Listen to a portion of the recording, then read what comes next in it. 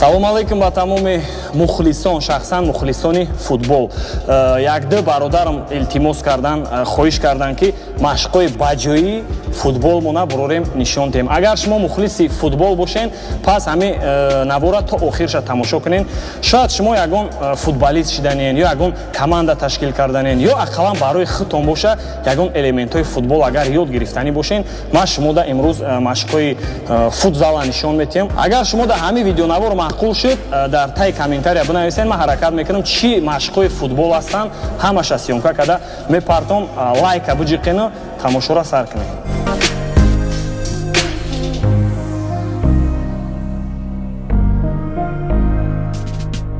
Хоб бачо, якум упражнение мо, яъне ведение мяча подошвае мешава, подошвае. Шумо агар ҳами тренировка якум сар кунен, бовар кунен беҳтарин упражнение. Шумо аввал ҳами якум упражнениеро тамошо кунен, пас бо гап мезанем.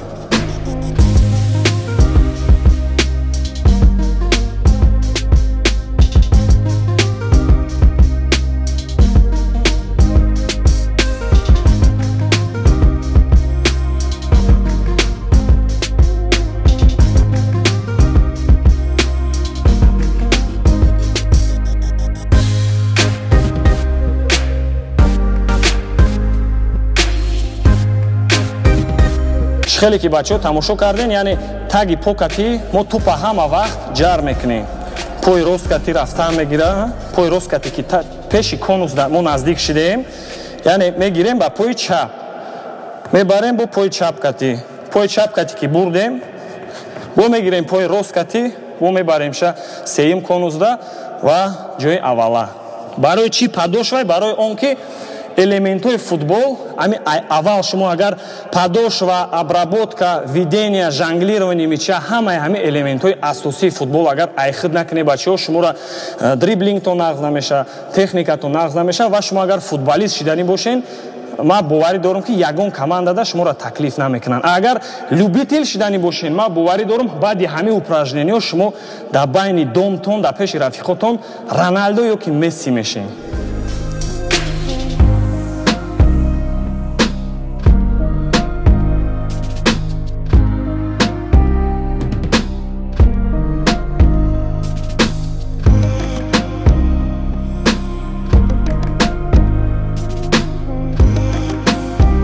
Баъди бачаҳо якум упражнениеро тамом кардан, постоянно шумо бояд жонглировать кунед. Ай ҳама паузаи беҳтарин жонглирование мяча, яъне тупа ҳеҷ вақт ай даст сар накунед, ай замин моне, ай замин бардоре тупа, постоянно жонглировать кунед. Ҳами 1 минут паузада агар шумо як 100 жонглировать кунед, ман боварӣ дорам шумо ҳам дриблингтон зур меша, ҳам техникатон зур меша. Шумо як фаҳмидесе, муддати ҳами 1 дақиқа шумо ду чиза айхид мекунед. Барои ҳами маъқултон шида боша, лайка биҷиқен, дим упражненида мегзарем.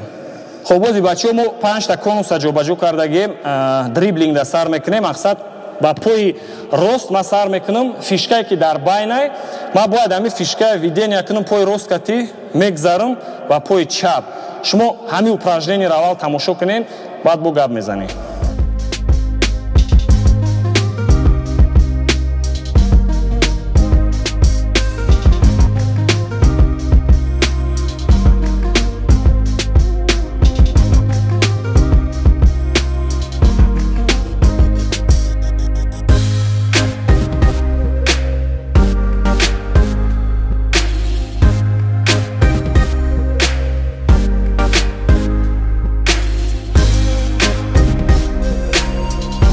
Барои ин машқа бачаҳо ёд гирифтан, яъне внешни стороной стопы меганане параи покати, мо бояд тупа мехе видение кунем, барем. Фаҳмидем? Фақат параи покати.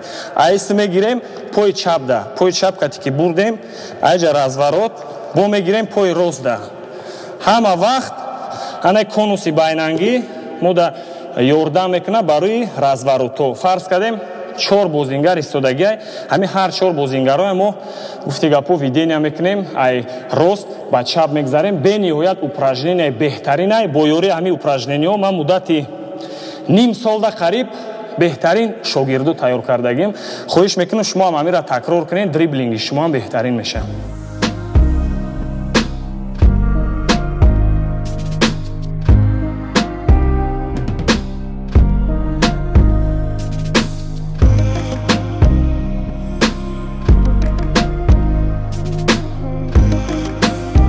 Хоб, анаки бачо упражнение внутренней стороной стопы ростига ай гудаки мо да амира ба забони русӣ ёд додагиам, ба забони тоҷикӣ аниқтар агар бигем ами дрини покати мо тупа мисол видения мекунем вақти замах карданда мо дрини покати мегирем. Мақсад фарз кардем ки шумо ай тарафи ростон агар бозингар омадеста боша барои тарафи чап рафтан ма замах мекунам дрини покати направление тупа тарафи чап иваз мекунам. Фаҳмидестем? Бо тупа ки ҷар кардем ай тарафи чапам агар бозингар омадеста боша ма маҷбур мешам бо ба пои чапам кафи покати бо гирам тарафи рост равам.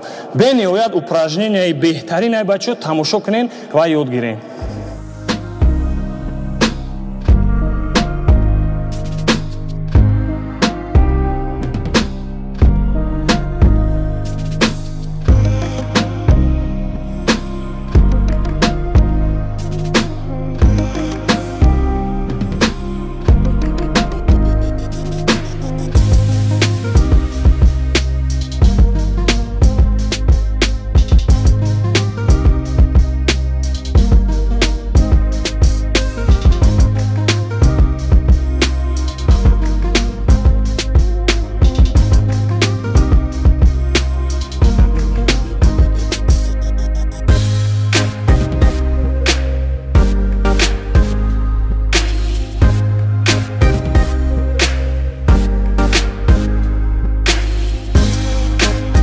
Кадоме агар бачаҳо дар ёдаш нагирифт внешней стороной стопы, внутренней стороной стопа.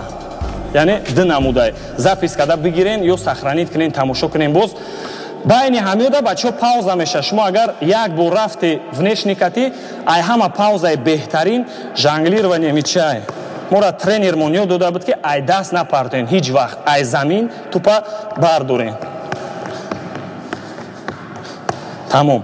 Паузаи беҳтарин ами жонглирование, яъне чиканид меган, чикани меча. Агар шумо фарз кардем як бор ами упражнениеро такрор кардем внешней стороной стопы, барои восстановлениаш 1 минут мурдагишда дар кора, 1 минут дар кора. 1 минута шумо агар постоянно жонглировать кунен, техникатон бо беҳтарин меша. Шумо наки ҳис кунен, шумо ҳам дриблинг кор кардестен, ҳам паузада вақти шумо монда шидагин ами жонглировать ёд гирен, техникатон беҳтарин ибад мешавад.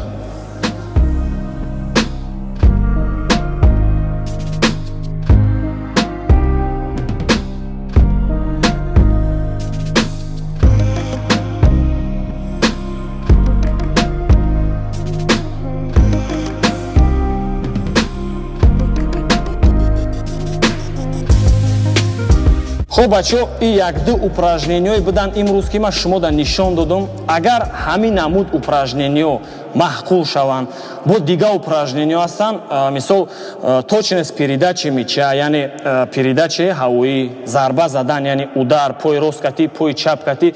Ман айни ҳол ҳам пои ростам кади, ҳам пои чапам кади, ҳар ду пом кади як хел мезанам. Ҳастанд одамое ки пои ростшон бақувватай, пои чапшон сустай. Чӣ хел ҳами пои чапмона бақувват кунем ки мақсад удармон ранги Месси шава ёки пои ростмон ранги Роналдо шава. Ҳастанд упражнениҳо як хелам бовар кунем. Мисол мо дар Тоҷикистонем, дар Европа футболистҳо ҷо ягон сири баҷоӣ надоранд. Ҳама ҳами элементҳои футбола дар тамоми ҷаҳон истифода мебаранд. Ва чӣ хеле ки шумо медонед, дар Тоҷикистони мо ҳам айни ҳол командое ҳастанд ки ба монанди Истиқлол, ба монанди Хуҷанд доранд ҷавоное ки перспективниан, яъне беҳтарин бозингар шидагиян, метавонанд мисол худшона дар давлатҳои хориҷа муаррифӣ кунанд. Лек айни ҳол ай сабабе ки агент нестай, хай ин мавзӯъро мо бо отдельно чахчах мекунем. Шумо агар ҳамин чизо маҳқул шида бошанд, тоқа лайка буҷиқ, дар комментария фикрҳои худта навис, дар канал подписатся кун ва оянда худо хоҳад бо забони тоҷикӣ ин ҳами тренировкаҳои футбола мо дар каналмон пешкаши тамоми подписчикҳо, мухлисо, футболисто, ҷавоно мисол нишон метиҳем ва ёд гирен. Шумо дар бурдборӣ моҳи шарифи Рамазон ҳамада муборак, саломат бошед.